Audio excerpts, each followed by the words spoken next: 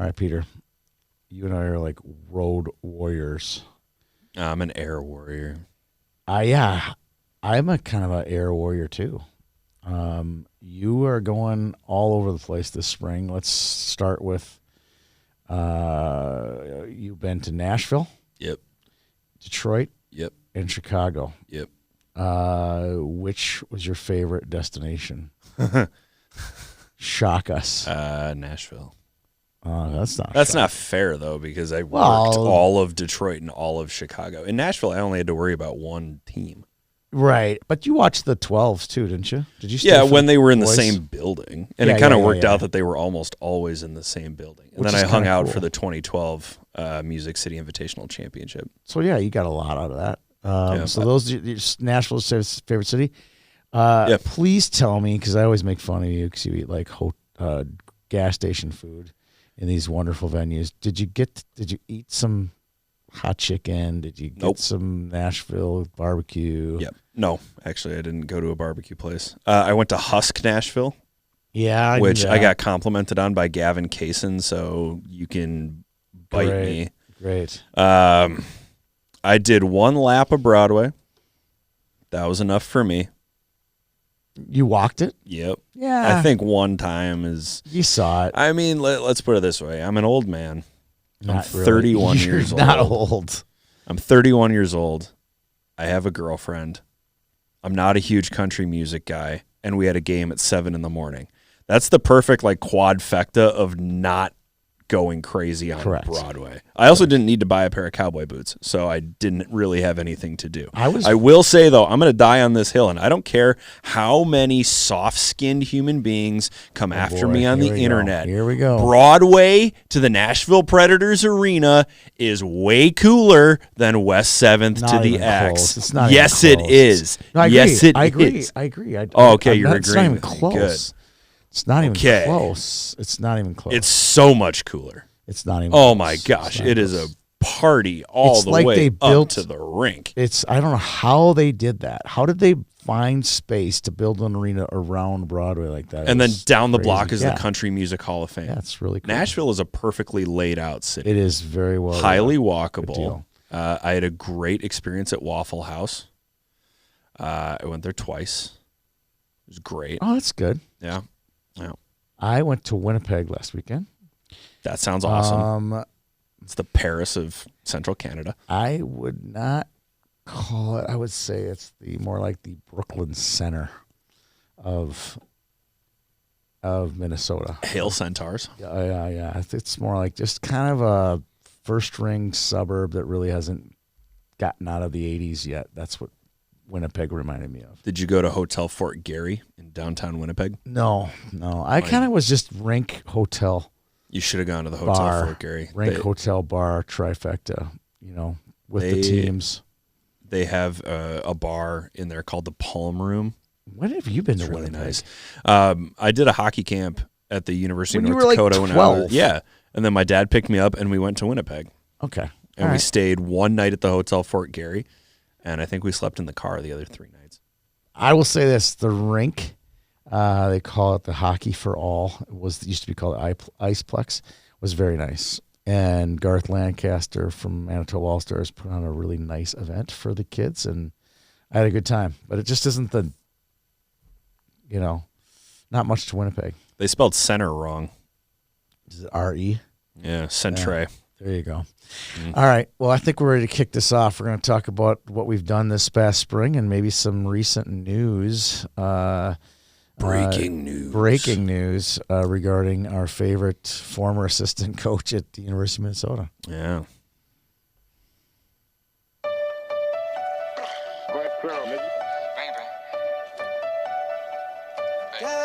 You need to stay up out the streets if you can't take the heat. You need to stay up out the streets if you can't take the heat.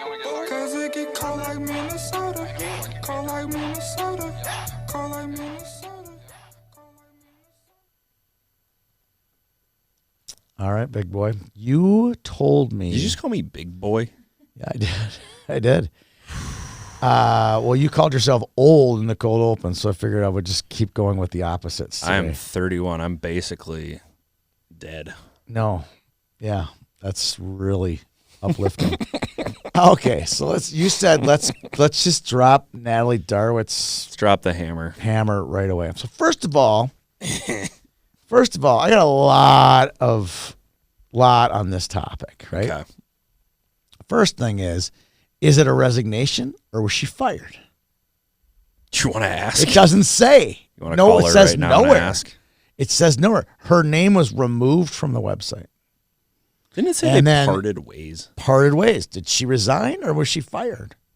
She's fired. That's a good deal for her financially because then she gets a severance out of that.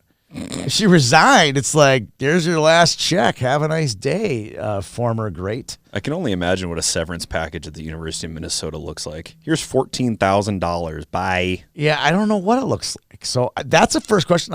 That's my first question. Is it a resignation or is it fired? And neither side will answer when I ask. I've asked the athletic department and I've asked Darwitz and have gotten no response to that. Okay. Next, this is the bigger question, and I know everybody's kind of asking it in their head, but no one's got enough guts to say it, at least publicly. If she was fired,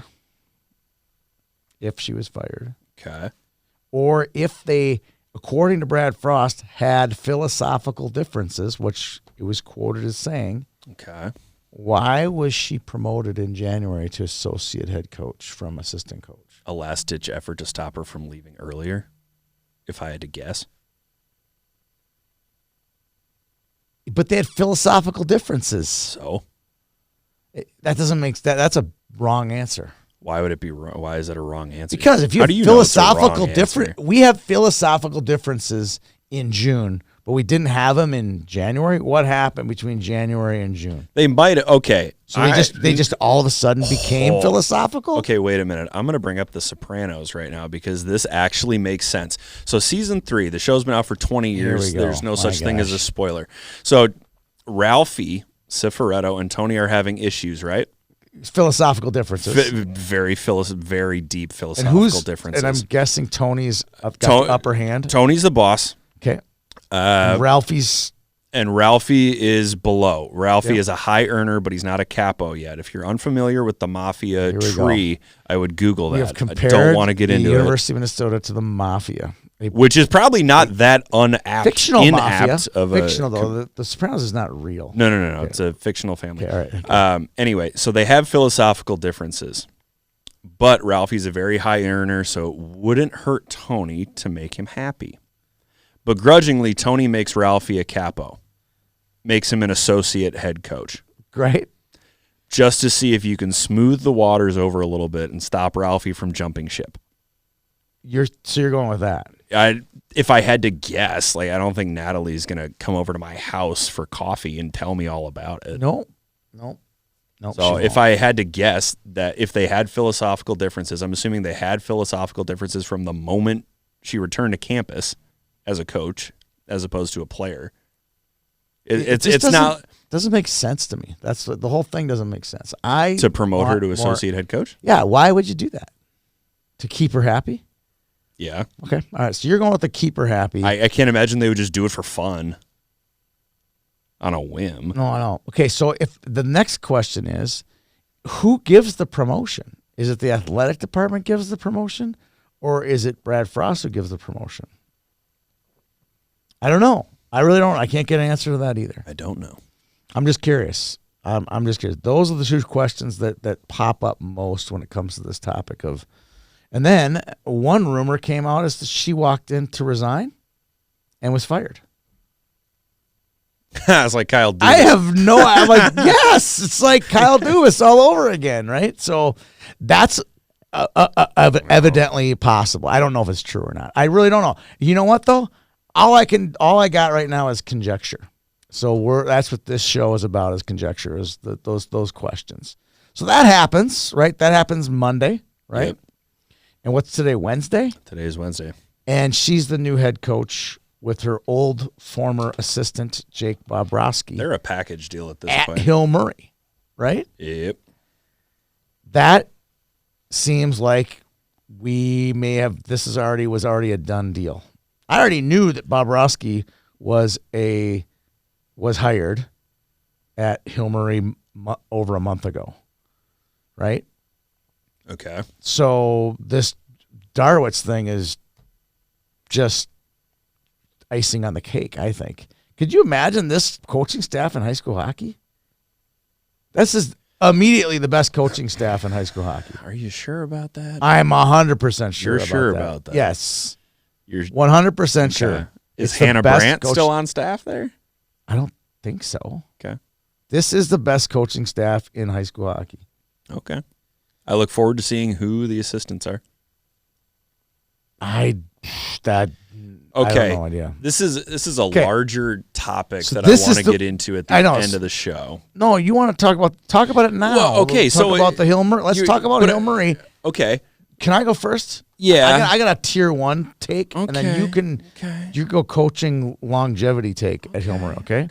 Let's turn it a Hill Murray show. Doesn't exist. Okay.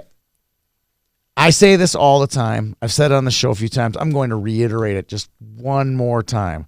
Girls hockey is tier 1 hockey. Stop shaking the table. Girls hockey in Minnesota is tier 1 hockey. We just have high school jerseys that disguise it as high school hockey. But literally, look at it. Andover, that's a tier 1 team, right? Minnetonka, that's a tier 1 team. Edina's a tier 1 team. Now Hill Murray's got themselves a tier 1 team. These are just all-star teams that reform themselves almost on an annual basis. Sometimes they change, and sometimes kids age out. But this is tier 1. We have a new tier 1 program, and it's called Hill Murray. And they'll be a powerhouse based on how Chrissy and Johnny Pohl have developed their daughters along with their friends in Woodbury and other places, and they all end up at Hill Murray. That's a tier 1 team. And people are complaining about Gentry. I mean, but no one complains about Andover or Minnetonka. They do, though. Not publicly. They just derailed Gentry during the state tournament. Part of that's the K-fan effect. Right. But do you see my point? We have a new tier 1 program. It's called Hill Murray. Hill Murray was a private school, nice hockey team the last 5-10 years. Now they're legit right in the top 4. Okay. You go. Are you trying to tell me they weren't legit before? They're okay. What are you talking about? They're okay. They won 23 games last season. They came within 1 game of going to the state tournament. If they'd beaten Gentry, they had an excellent chance to finish in the Final Four. Excellent chance. Now it's a guarantee. It's a guarantee. It's a guarantee for a few They're different gonna be in the reasons. Final Four. They're going to be in the Final Four. It's not only forever. It's not only a guarantee based on the new coaching staff or the talent coming in. It's a guarantee based on the fact that Gentry lost 99% of its production. Right. And the next competitor is Stillwater, who I don't think can compete with Hill Murray. Okay. And then who's after Stillwater? No one. Roseville, Matamidi. Yeah. Here's my point. It's not like Hill Murray was underachieving. Well, maybe by their standards, they think they're underachieving. They were very good. They were very good. They're winning 20-plus games a season. They were not in the top 4. They were in the 5 through 15 class. They were tier 1, but they weren't a bona fide Final Four team. Now they are a rock-solid lock to be in the Final Four. Well, now I got a beef with the Girls Hockey Hub because now it's your turn, Peter. It's your turn to sound off about the Darwitz Bobrovsky hire. I'm not really sounding. You were off. not too pleased when you heard the news. It's okay. I don't have a personal stake in Hill Murray. I do think it's odd that a program that hasn't exactly done poorly is now on its 3rd head coach in 4 seasons. In 5 seasons. Cesare Engstrom was the official head coach for 3 seasons. Sean Reed for 2 seasons. We're now on our 3rd head coach in how long? I just don't understand what the problem is here. Is there a problem? I don't know. To my knowledge, Cesare Engstrom isn't coaching anywhere else right now. No. I don't know where Sean Reed goes after this. I've heard he's headed to Shattuck. Maybe that's a good spot for him. Right. I don't know. I'd hope someday that I can sit down and chat with some of these coaches and figure out what went down. it makes, I don't know if, and I don't know Natalie personally other than a few hellos here or there. Is this a stopgap before she moves on to another college job? Obviously, she's got the resume for a college head coach. Or is this a long-term? And, okay, we're not even factoring in Jake Bob. This is the part where you're all, this is gets you riled up. It's nothing against Natalie. I don't think it's against Natalie. I don't know what the play is here. If Hill Murray is looking for a coach that's going to be here for another 20 years, I don't know if Natalie and Jake are the duo to stick around for 20 years. Jake Bobrowski just left a head coaching collegiate job. His star is still rising. I mean, he did the D3 thing. He did the D3 thing. The D3 thing as a head coach. In one season, he won a conference championship with Elmira. So now he's going to be a co-head coach at a high school program? Is that what he wants to do for the next 20 years? Maybe it is. If it is, then mazel tov. If Natalie Darwitz wants to stick around at Hill Murray for 10, 15, 20 years, cool. I think that's great. I think it's great for girls high school hockey. I don't know if that's the case. Could Hill Murray be looking for its fourth coach in the next 2 or 3 seasons? I wouldn't doubt that. And then we do this whole conversation again where a preeminent program is looking for another captain of the ship. I agree with that take. That's why I was a little bit surprised this morning when it came out. I mean, I wasn't surprised on Bobrowski because I knew he was coming back. But I was surprised Natalie joined him. I think it's weird. I just think it's weird that a program like that hasn't. I tend to think of the White Bear Lake boys situation where the community wanted a coaching change based on not being able to get out of the first round of the state tournament. And Hill Murray is not a program that is lacking for success. No. And we're on coach number 3. We don't know what's going on behind closed doors, Peter. We'd like to think we do, but we don't. So then why do we just spend 20 minutes doing this? No, but I there's a lot of questions, right?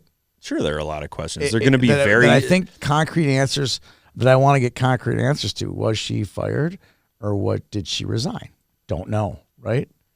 Why was she promoted if she was going to... with philosophical differences? That doesn't make any sense to me. And I just want to figure that out. That's why. And we can have this discussion, too. It's not really part of our theme for today, but what happens to the Gophers? Right? It's Brad Frost and Jess Scott right now. Yep. And no assistant. And in 8 days, they open up their recruitment. How'd you like to be on the end of a Zoom call with Brad Frost 9 days after their assistant coach resigned / fired? There's a lot more questions about the Gophers than there are answers at this point. Well, it all depends on how many of those players wanted to play for the University of Minnesota or how many of them incoming recruits wanted to play for Natalie Darwitz. Right. Well, that's another hill that I don't really want to go to today. All right. One hill that I would like to go to is talk a little bit about our referee dinner that turned out magically well. I had no idea it would be as successful as it would be. And it was only 30 or 40 guys and a couple women there at the event. What were your takes? I thought it was great and it was delicious. All you're talking about is the food, not the event itself. I'm not a huge fan of referees and no, I'm just kidding. I thought it was fun. I mean, it was a good experience. I think the attending referees had a good time, and I was blown away by the guys from Duluth. District 11 were down at this event. The young guys, the old guys, the college guys, the pro guy. I mean, not the pro guys, but the high school guys. It was fun just to see the huge variety of District 3 and high school and everything in between. I was really, really flattered by how many guys showed up, and I can't wait to do this again next year. I did learn that 2 preeminent referees who've worked a ton of our events did not show up because they had softball. No way. Come on. Out them. No. Come on. Does one have a first name Jason? Yep. Okay. And I'm trying to think who the other one was. Partner in crime. What's his partner's name? I can't think of his name. Big guy with the beard, right? He didn't really have a beard. It's more like stubble. Stubble? Yeah. Okay. They had softball. Well, I'm going to roast them. Maybe not on a I will Wednesday see them next time. week. I will roast them both. Something tells me they won't react. No, I doubt it. I've been trying to get them to react for 10 years, and it still hasn't worked. All right, who wants to go first on the USA Select invites? Mine is easy. I got 2 sheets going to one camp. You have like 40 sheets of players, and there's camps, and there's 16s, there's 17s, there's kids that are, it makes no sense to me what USA does. I have 2 tabs. And that's it. Go first. I'll go first. Let's get the hard one out of the way. Girls HB 16 National Camp Selectees. I like that word. So these are 07s.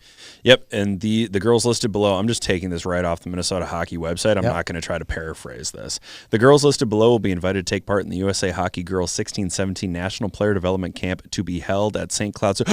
No, it's not. Miami University in Oxford, Ohio on June 24th to the 30th. This camp will also serve as an evaluation-based camp to determine which players will be selected for the remaining available spots for the Girls U18 Select Camp. For additional details, download the participant guidebook here. We should also talk about the absolute poop storm that St. Cloud State is going through. We'll go there in a second. Yeah. So these girls, this is the 16-17 camp, right? Yep. How many are on there? And throw out a name or two. Why don't I just read the whole list? No, don't. It's not going to take that long. Don't do that. But there are also 07s that made it straight to national camp, right? Yeah, there are 4 07s that have been picked for that national camp, and then there's a list of I don't even know how many of these. So the 07s that made 20. It were Little and Jones because they were in it last year as 15-year-olds. Yep. Right, and then Skugman and Rasmussen. Josie Skugman and Macy Rasmussen. Yes, got it. Okay, so those are 4 off. And then there's others that are going to be on the list below, correct? Yep. That are going to be trying out to get into one of those spots, right? Yes. Mercury Bischoff, Hannah Christensen, Maya Engler, Josie Grossman, Kendall Hassler, Tegan Kuhlenkamp, Senya Leeper, Kennedy Meyer, Lorelei Nelson, Sophie Strammel. I believe it's Mika Psychos, Katie Comstock. Robert Lee, right? Yep. Taylor Gardner, Avery Kasich, Alexa Rupert. Is it Rupert or Ruppert? Addison Selesky, Casey Senden, Nora Hannon, Mallory Hartle, Ashlyn Hazlitt, Ida Huber, and Zoe Rimstad. Okay. Who's missing on that list? I got one huge miss, gigantic miss. I don't like to play the miss game. I'm only doing one. I'm doing one. I'm going to let you have the one then. I don't want to play this one. Well, when I say her name, you're going to go, yeah, she's pretty good. And she played great. Maybe she had something else to do that week. Maybe she declined. She declined an invite.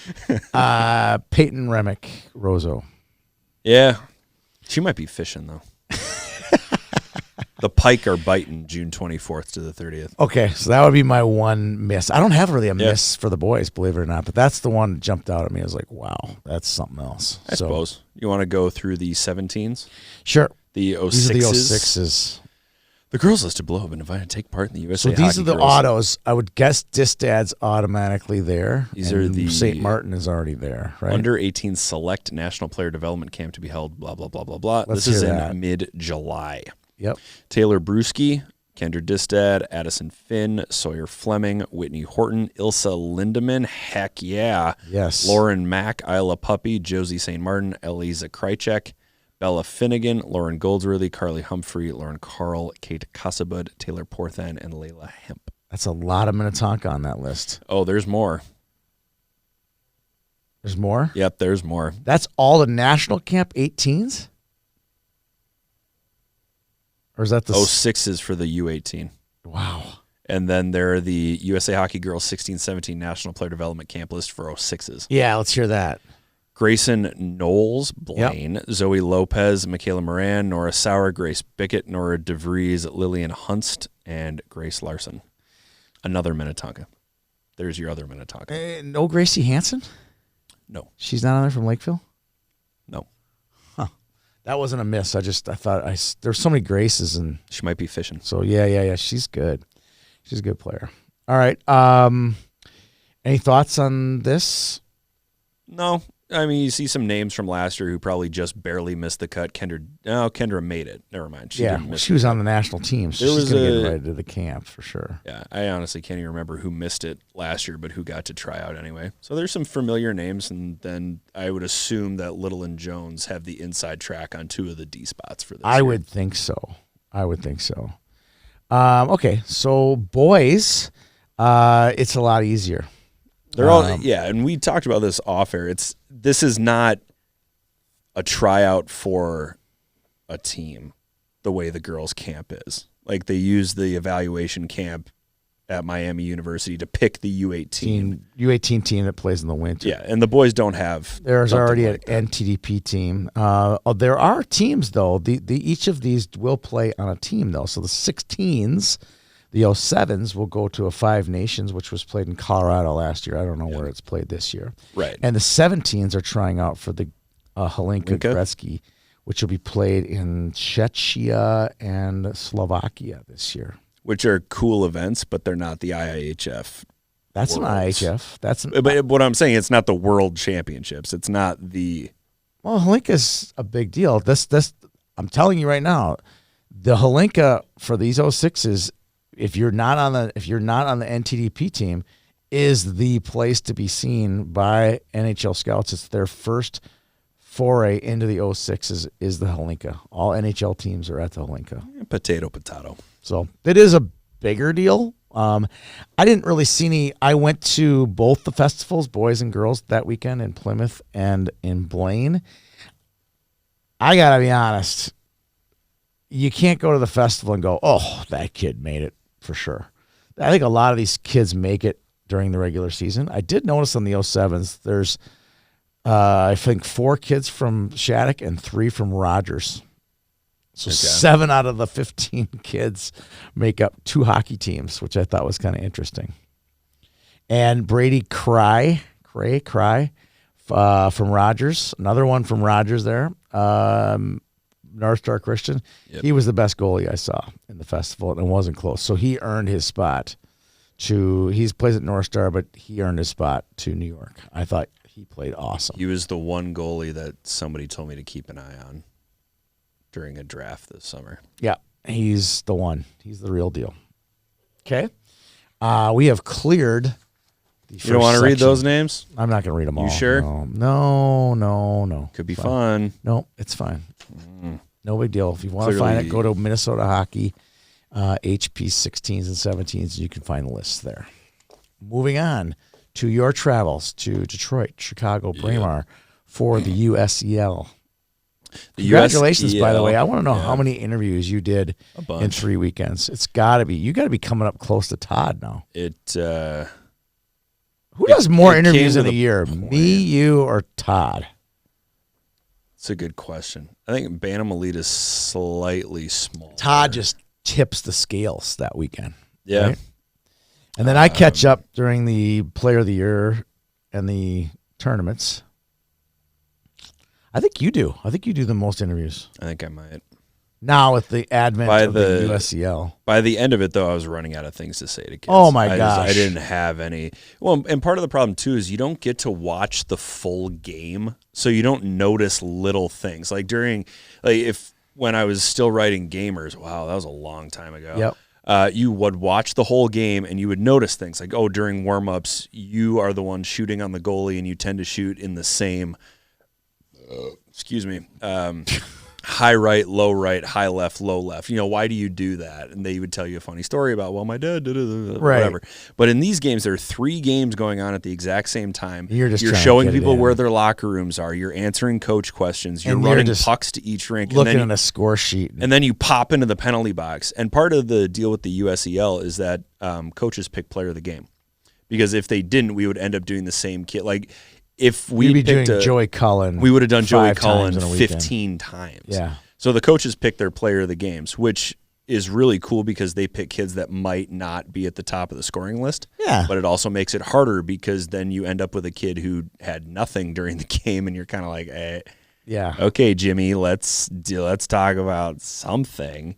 But it's a good exercise. It keeps the interviewing muscles strong. I love when you ask kids from Chicago what the Bears and stuff like that. That's pretty cool. I like that. Yeah, and then right after I asked that kid about the stadium coming in Arlington Heights, it came out that Arlington Heights is not the only place the Bears are looking for a new stadium. So I'm sorry if I ruined that. I didn't even know that the Bears were leaving Soldier Field until that interview. So they are. What a bummer. Yeah, the USEL was a lot of fun. The kids are always the best part of anything. There's a kid named Darren Zabo. He's from Michigan. He plays for the Boston Junior Eagles during the winter. And he was our player of the game for a second time in Chicago. He was our player of the game in Detroit and then again in Chicago. And he was so exhausted. He was the only goalie for the team, so he played 5 games. He was so tired, we ended up not doing his player of the game interview because he was just exhausted. Really? I ran into him at the airport later on, and he said, we can do it right now if you want to. And I'm like, I've got a Diet Coke, a Celsius, and a turkey sandwich in each hand.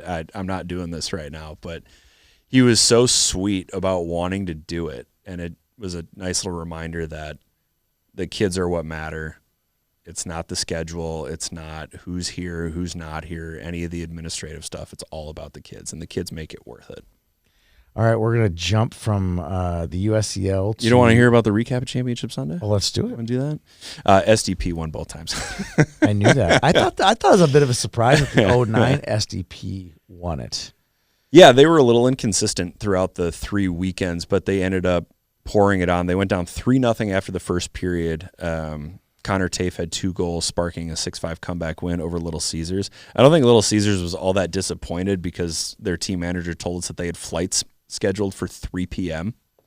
To go home, and the game was at 11:45 in the morning and ended up starting at noon because there's a championship game before that, so that game went long and we started late. Yeah, if you're going to fly, maybe schedule your flight out just a little bit further. Right. Boone Chartier ended up leading the SDP team in scoring with 18 total points. Bunch of SDP players dotting the scoring leaders. 2010's SDP defeated, East Coast North, who upset Little Caesars in the semifinals. That's a big upset.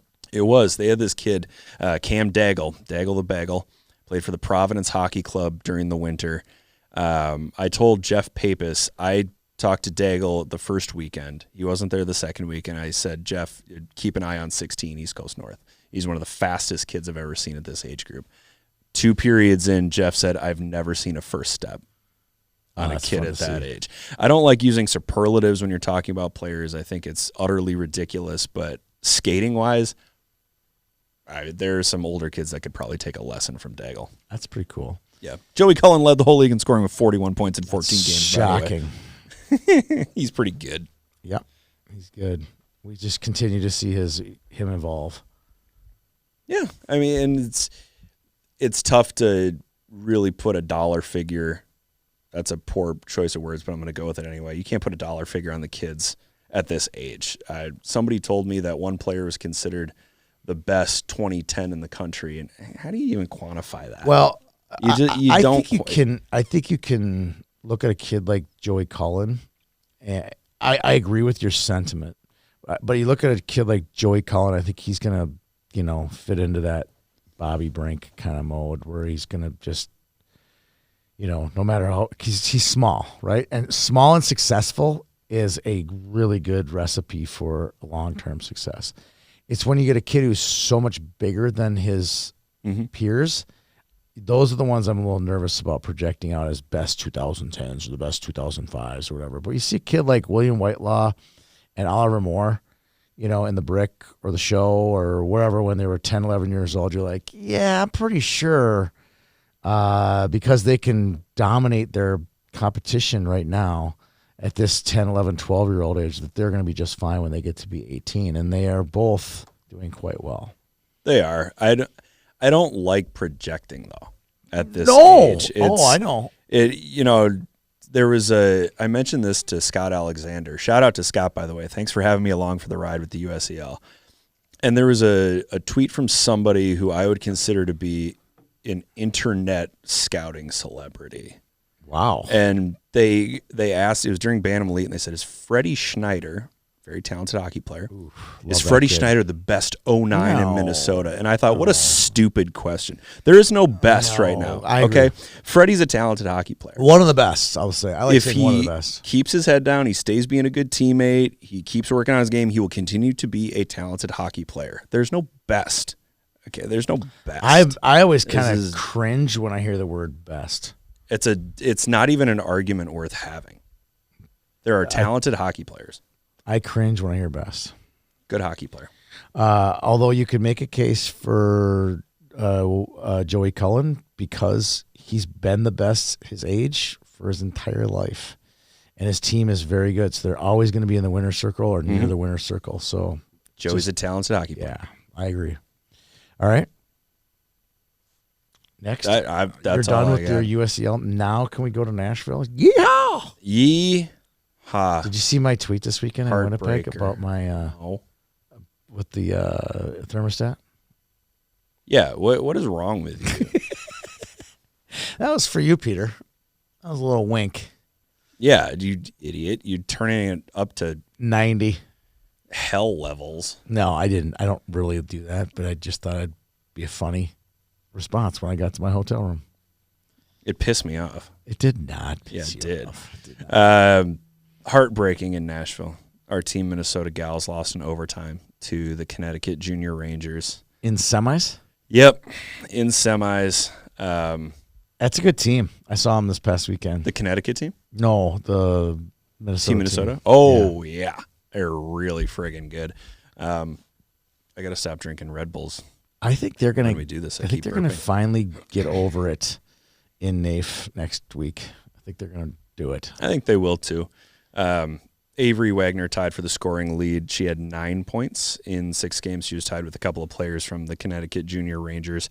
But with Team Minnesota, it was truly a total team effort. I think everybody contributed on some level, whether it was on the score sheet, blocking shots, getting the puck out of the zone during some of those mad scrambles. The goaltending was excellent. I had a lot of fun with that team. I think they were really, really into it, and I think they got along really well too. I didn't notice any bickering on the bench or anything. We'll get to this. It's a good segue. I want to get to the 2012s because that's just superior team, that Minnesota Blades team. But you said get into it. One of the things I like about some of this out of town travel is how excited these kids get. We had this 2012 team that went up to Winnipeg, and they had custom-made slides. They had those look comfy as hell. I mean, they had it all. I mean, they just did it. They went all in. It wasn't just like, yeah, we're just going to another tournament, right? This was a blast for these kids, and it was a reminder. And you're saying that about the 11s. You're starting to see that. You know, I'm taking a group to Anaheim for the, I don't even know what it's called, OC Freeze Out? Maybe? OC Freeze Out. Thank you. I'll be there with the 13s. Holy smokes, are these people fired up. They're just totally fired up, and I'm excited about that part of it. We're both on the boys and girls side. I hate to break it to all you summer hockey boo-birds, and you do exist out there. The kids like going other places and playing. Yeah. They love it. It's a hockeycation, is that what we call it? It's a hockeycation. You know what? They get to go to Nashville. They get to, and segueing into the Blades. You know how many friends those Blades kids have on other teams from around the country? They're buddying it around with the kids from Toronto or from Western Selects or from Junior Bruins. I mean, they've got friends all over the country thanks to these events. Last summer, that's a good segue. Last summer in Edmonton, I went to the lobby of the hotel and had a couple drinks with some of the 09 parents. A couple of Gatorades? Yeah, a couple of Gatorades. And you should have seen it. It was one of the cooler sights I've ever seen. Here's Team Minnesota, Boston Junior Bruins. All the teams were staying in the same hotel. And the girls, as bad as girls are at pin trading at the Dangle Fest, they were awesome at making friends. They were like just all one big happy team of 8 to 10 teams up there. It was super cool to see. And you'll see that when they're based in these hotels, they make a lot of friends, and that's kind of what this whole thing is about. I'd rather have them make friends than trade pins. Yeah, well, I'm just saying. If I had to pick but boys are great at trading pins. I mean, they're like awesome at it. They're just not good at making friends, as the girls. Let's put it that way. All right. What's next? I want to hear about the 2012s. Did they get beaten, or did they just clean? They did get beaten. They lost to Pro Hockey Hope Elite. And didn't Pro Hockey beat them in the brick last year too? I think they did. That's a good question. I think they did in pool play. I think it might have been in overtime.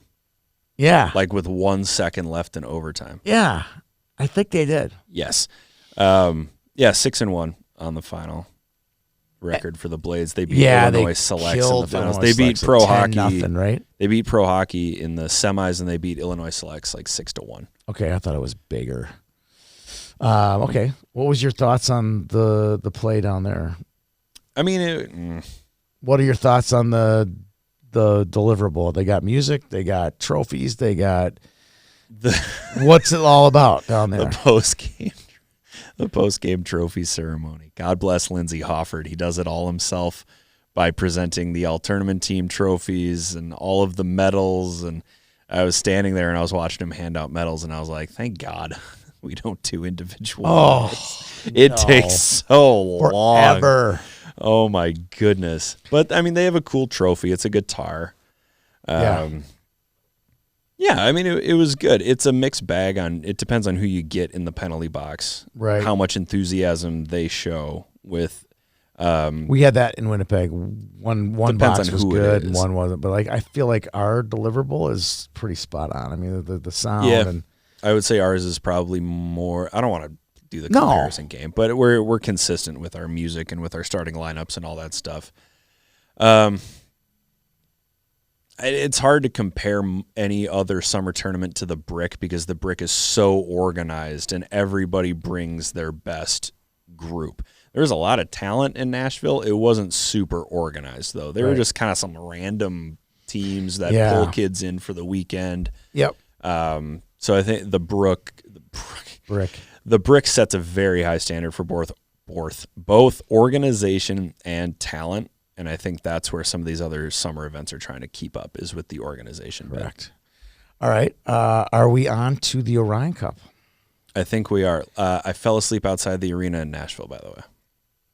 That was my last bit. Why? I had some time to kill before the Blades game started, so I found a little stairwell on the outside, and I fell asleep. And I woke up when the goal horn went off, and I kind of stumbled into the arena. That's cool. The Blades were up 4-0 or something. All right, I'm going to go Orion Cup. I mentioned earlier I was in Winnipeg, and I coached last weekend. Peter, did you know? Why? I don't know. It was fun. It was fun. I coached the 09 team. It was a bunch of kids. Did you kick somebody off the bench? Or? No. We had two dads that wanted to do it, and I said, well, I'll be the head coach so they don't have to,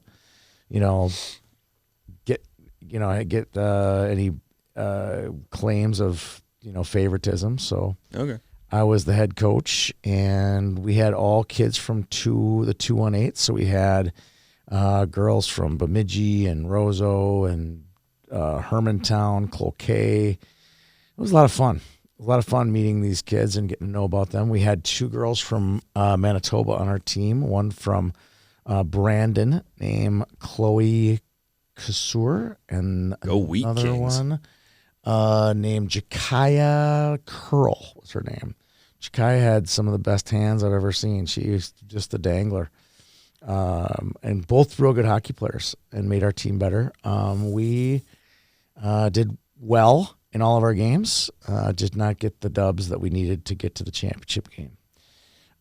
Here's a name for you from Minnesota. You may or may not remember her. Her name is Naomi Johnson. Yeah. From Bemidji. Wow. This girl is going to be a good hockey player. She plays with a lot of grit. She's got some speed. Sees the ice well. If she can keep it going, she's got a future in college hockey someday. And that's a name that I didn't know until this past weekend. And I got a chance to coach her. It was fun. Ella Kettering is another one that was very good for us. A lot of good players on our team. It was fun to have a group from northern Minnesota. These kids really competed hard and had a lot of fun, and it was fun to have them. Oh, we had good old Maddie Brimhall on the team too, and Maggie. And section final hero, Maggie Greeneagle. So we had Little Fergus Falls in the mix as well. It was fun just to be with those kids and get to know them, and hope they do well in their careers moving forward. And they won the whole deal? No, 09s did not. They did not. 10s went undefeated in pool play. They were kind of, I call them the cardiac kids. They came from behind in the third period twice, were undefeated in pool play, but then got beat by Saskatchewan in the championship game, 6-3. It was actually 4-3, but gave up 2 empty netters. Todd Gelsenberg does a really nice job. His daughter Josie is fastly emerging as a great hockey player. She's only a 6th grader going into 7th grade next year. She'll be a top 12U next year in the state. Mark my words. Let's see here. 2010s. Here's a name. Ireland Calkins from Saskatchewan was one of the top scorers for the championship team. And Maya Dutton, one of our Player of the Year finalists, really stood out for Minnesota. You said Avery Wagner's name already on the show. Yep. She was the top scorer for Minnesota. They fell to Manitoba in the championship after doing the same as the 2010s, going undefeated and then losing in the championship game. And just the opposite, our 2012 team led by Aaron Levine. This is the team with the custom-made slides. They go down. They lose 6-1 to Manitoba on Saturday. And I got a little chiding from my friends in Manitoba. And the chiding actually turned out to be karma juice because our team, Minnesota, came back and beat them in the championship 2-1 in double overtime. So congratulations to Aaron and all those kids. Here's a kid I met, Maeve McDonough. She's from Somerset, Wisconsin. She is a ball of energy, both on the ice and off the ice, and a really talented player. I believe she was the leading scorer for Team Minnesota in the tournament. 5 of our kids were in the top 10 scorers. You can take a sip of water after that one. There was a lot there. I missed one, the 09s. There were 2 girls, one from Manitoba named Maddie McKay, number 13. She was in NAIF last year when they won. Can I guess who the other one is? Oh, gosh. Try. I play the Irish national anthem here. Oh, you're going to go O'Brien? Casey O'Brien. Nope, not Casey O'Brien. She's a beast. She is so good. But I was looking, I giggled because there's a girl from Saskatchewan, number 7, Sadie Green. Woo! This girl can fly, absolutely fly. So she was good. But yeah, Casey was great as well. She's just such a bully out on the ice. And so hard to play against. What a combo Casey and Maddie are when they get together. Oh, nice that Winnipeg could win on home ice. Yeah, well, they won 2, and if they weren't for our 2012s, they would have won 3 out of the 4. So, speaking of girls hockey, we got a big one coming up next week. Close to 60 teams at NAIF. We expanded it to 6 divisions this year, so we go all the way down to 2012s. I was just typing out some of these organizations. I'm going to do some editorial on these for you. Boston Junior Bruins, you got to see those guys in Nashville. You saw plenty of them in... they won the whole deal in Nashville. Yeah. And you saw them in... we've seen them everywhere, haven't you? You've seen them in I see the Vegas. Boston Junior Bruins more than I see my own kids. Well, you need to have children first in order to do that. We have our first Toronto Pro Hockey entrant into the Orion Series, the 2008 team, so I'm assuming they're going to be very good. Obviously, Team Minnesota will be in it. Western Selects, BC Capitals, I got to see them for the first time up in Winnipeg. They had some nice players on their 09 team. West Can, led by our friend James Lawrence. Saskatoon, led by Chad Lee. They had 3 really good teams up in Manitoba. Manitoba, we talked about Garth's team. We have Wade Warriors. Ashley Wade's bringing 3 teams into the event. It's becoming kind of the who's who event of girls hockey. And you'll see this year, you'll see the names, you'll see it's going to be fantastic. The Minnesota Machine will be playing in it this year. We have Steve Nelson's 07 and 11 teams playing in it. And we have a knockoff 2000 10 team, I think it is. They're not the Machine, but they're called the Minnesota Fighting Saints, but many of them are Machine players. So we're hoping to get the Machine into every one of our divisions next year, so it should be exciting. I'm looking at the schedule right now. That's why I look like death just warmed over. That's what Todd, Sharon, and Tony looked like after the schedule was completed yesterday. It was a really hard schedule to make. We have 2 La Ligas, we call them, and we have basically just one gigantic table because we have a 7-teamer and a 9-teamer. So there's going to be an odd team out in each of those brackets who won't get their 5th game. They'll get their 4 games, and then after that, they're done if you finish last. You get a handshake and a pat on the back on your way out the door. And an early flight home. Exactly. We'll see you next year. So it should be exciting. I'm very excited. I got to see a lot of the teams last weekend. You got to see the 11s in Nashville. Our 2012 team won the OC Freeze-Out. Vince Stevens will be putting together a juggernaut at the 12s. I think we're going to be really competitive. Here's one. The 2008 Team Minnesota will be led by Maggie Nicholson, and some woman by the name of Taylor Heisey will be coaching the 2008 Team Minnesota. They're back in it this year. I don't know who that is. It's going to be exciting. That 08 division is going to be rock solid. And then the U18 division, we have the 07 Machines. So a lot of the girls that you read off the list from that 16s camp will be in it. And then obviously Chris Clemenhagen will be making his final appearance. We always say final. It's never final appearance for Chris Clemenhagen.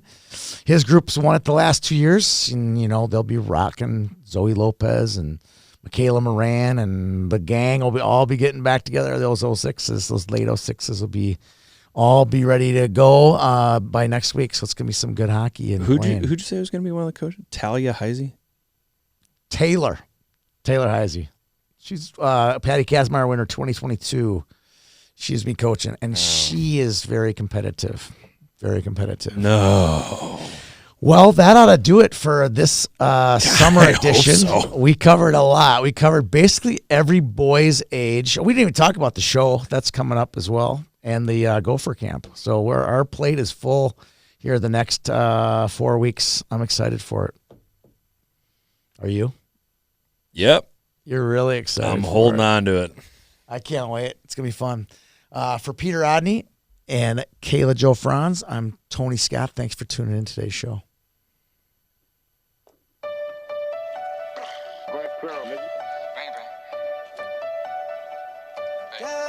You need to stay up out the streets if you can't take the heat.